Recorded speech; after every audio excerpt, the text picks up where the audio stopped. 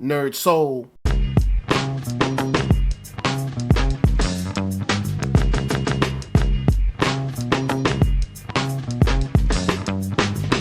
Late Ill Kid at OneYoungsta holding it down, bringing the StreetGeek and NERDSoul. What is up, my people? Today we got a new episode of Talk Shop, and I'm going to be giving you a preview/review of a couple of stories from a great new book that's coming out. It's an anthology of a lot of like horror comedy, scary monster book that is chock full of talent from writers to artists, called Monsters and Other Scary-ish. Yeah, that's right. I know I said other scary-ish, and I know I'm not able to say ish on this show because the show is a family show, so you can't say ish on a family show.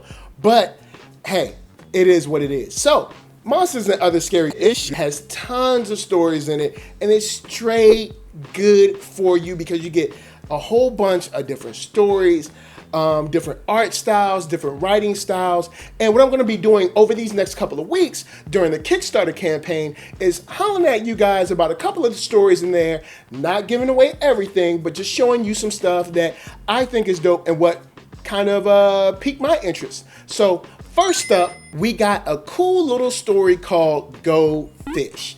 And this story kind of revolves around a very similar and familiar story that we are used to hearing.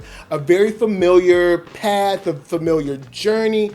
But this journey from a knight's perspective is now seen from another perspective where we get to see a monster who may not potentially like the company of a knight in his home.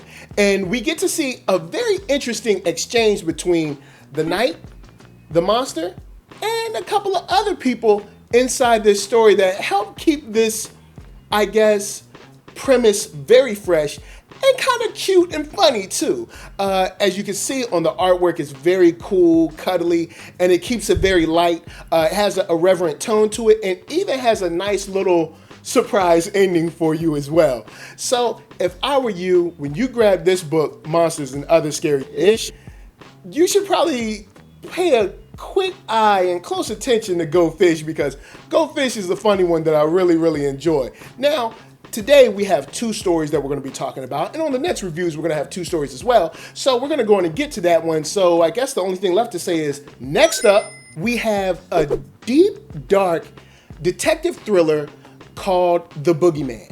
And in this particular story, you get to see a very kind of dark, chilling take on a homicide case that a couple of officers and detectives have worked in the recent history.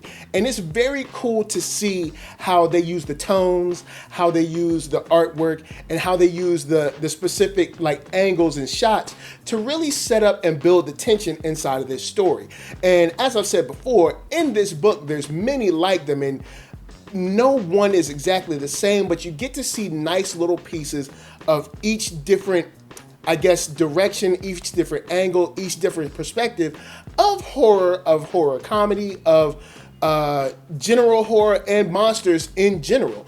And this story is no different. It follows this detective that is trying so hard to figure out this crazy yet weird yet unsolvable mystery that nobody seems to be able to create any light or surrounding, help about. He goes to the FBI, he goes to friends, he goes to, old colleagues, he, canvasses, asks all kind of people, and cannot seem to find out who the perpetrator is until he's met with a very, very interesting, I guess you could say, revelation about something that he's missed about the case. And that missing piece of the case is what breaks it open for him, and maybe a couple of others. So anyway, without giving away too much, I hope you guys go out, support, pick up this book. It's on Kickstarter right now. I'm showing the link, as you can see, with amazing artwork. Go in and get it. It's from Wannabe Press. And if you are into horror, if you're into monsters, if you're into horror comedy,